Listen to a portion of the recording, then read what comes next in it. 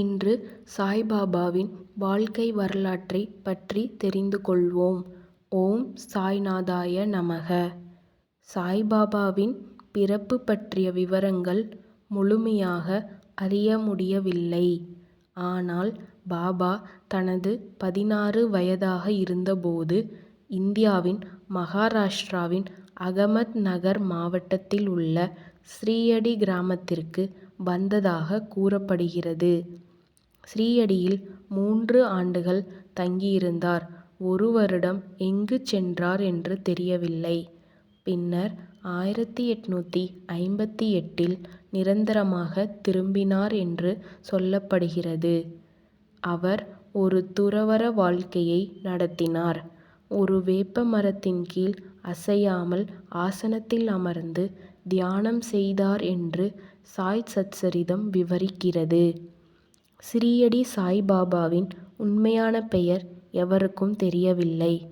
1858 அவர் ஸ்ரீயடிக்கு திரும்பிய போது கோயில் பூசாரி மகால் சபதியால் சாயி என்ற பெயர் அவருக்கு வழங்கப்பட்டது.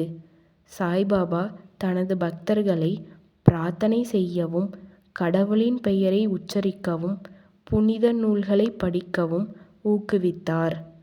2 முக்கிய பண்புகளை வளர்க்கவும் அறிவுறுத்தினார். அவை நம்பிக்கை மற்றும் பொறுமை. சாய்பாபா தன்னுடைய வாழ்க்கையின் மூலம் ஒரு முக்கிய உண்மையை எடுத்துரைத்தார். தன்னை அறிதல் என்பதுதான் உண்மையான ஆன்மீகம். அழியும் பொருட்கள் மீது பேரார்வம் வைக்கக்கூடாது என அவர் எச்சரித்தார். சாய்பாபா பற்பல அதிசயங்களை செய்துள்ளார். கனவுகளில் தோன்றி வழிகாட்டிய அனுபவங்கள், நோய்களை குணமாக்கிய நிகழ்வுகள் என பல உள்ளன. செப்டம்பர் மாத இறுதியில் அவருக்கு தீவிர காய்ச்சல் ஏற்பட்டது. அதனால் உணவு உட்கொள்வதை நிறுத்தினார். அவரது நிலை மோசமடைந்ததால் அவர் தனது சீடர்களை தனக்கு புனித நூல்களை ஓதும்படி கேட்டுக்கொண்டார்.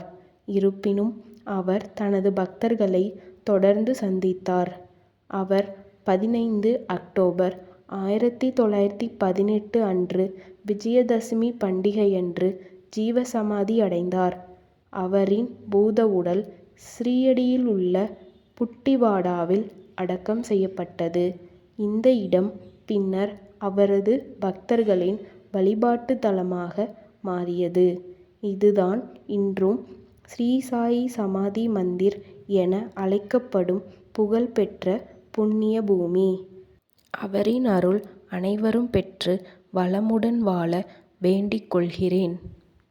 இன்னொரு காணொளியில் சந்திப்போம். நன்றி.